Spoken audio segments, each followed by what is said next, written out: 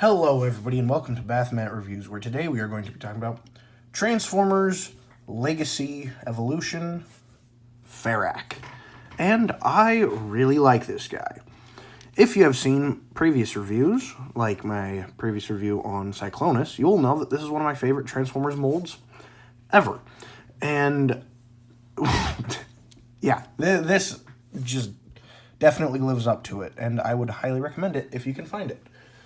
Because, well, I think it fixes some of the problems from Kingdom Cyclonus, and everything just feels even better on a borderline perfect figure, so making it like double perfect, and it's awesome.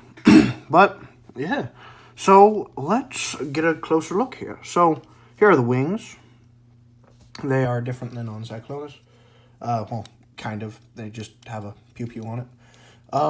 Then you got the head, which is similar with an angrier face. Body, pretty much the exact same. There is the symbol, because he's like part of a pirate crew. I cannot remember the name. But it's a special group of Transformers that are neither Autobot or Decepticon.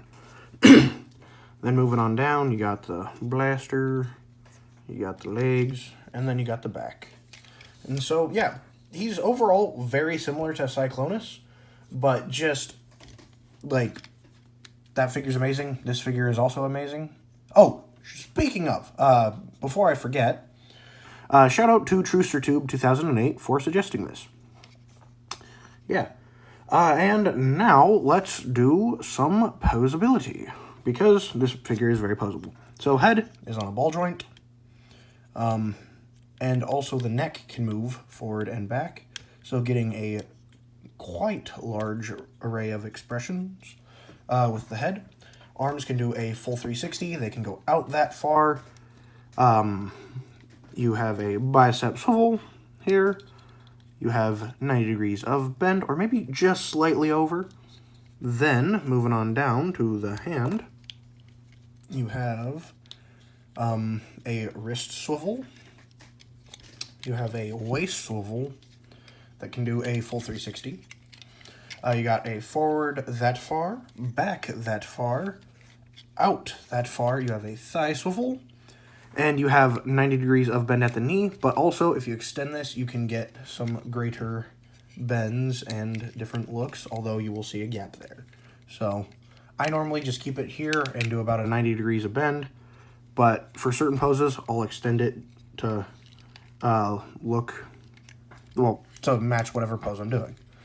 Then, going on down to the foot, you have up, not really any down, and you have an ankle tilt. And so, yeah, overall, really good.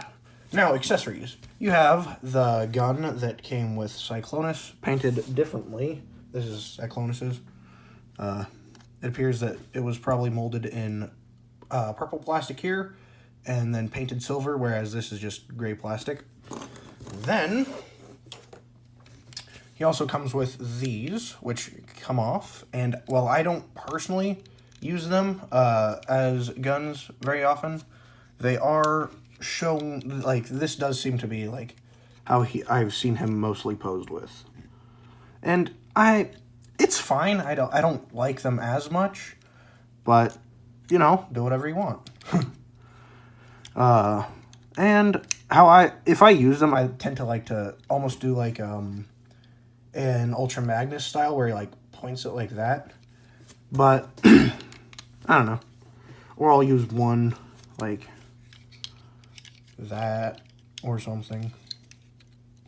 But I don't know. Most of the time I just leave them here because I think it looks I think it looks cool. Also, I guess you can say that this is part of the articulation. You can move this due to transformation, but you can move it out of the way or do certain stuff with it if you want to pose it in whatever way. Now, size comparisons. So, here he is with my previous review. Age of Extinction Galvatron.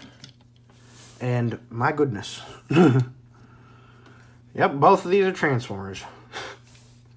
Then here he is with the prime unit of measurement. And here he is with Batman. And now let's get to transformation, because until this point, it's basically the exact same as as Cyclonus, but the transformation is where it fixes a couple things. Or I guess it's not really the transformation is any different, it's just how things come together seems to fit a bit better, I guess.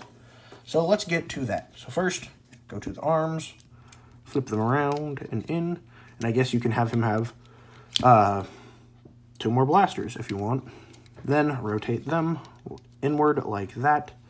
Take this part of the wing, fold it down, then extend that, and plug that in. Oop, you're not supposed to pop off. Also, these are packed separately, so make sure to put them on and not lose them until you have them on, because they hold on pretty good, unless you, like, you know, pull out them from the bottom, or, you know. So once you have the wings done, by bringing that out and in, just bring these the shoulders back, well, I guess chest and shoulders, and bring down both sides of that. Flip that around, open this up, extend it, and close that up, and close that up, and now he has the nose cone. Go down to the legs, peg them together, bring the feet forward, pull up the back of the legs, flip out the thrusters, fold that in, close that up, and then collapse the legs in. Then bring this around and peg that in. And now bring the arms down and flip them around and peg that in as well. And you are done. Well, I mean, you can flip out the landing gear, which is here and here. Come on. And right here. And now you are done. And yeah, I really like this. It is just the Cyclonus mold, but fixed a little bit. Which is why I think they should re-release the Cyclonus mold. I'll buy it again. But here they are side by side, and so you can see the differences. So here's Cyclonus. He has a much longer nose cone, and he has different wings. But then there are the differences, or more accurately, fixes.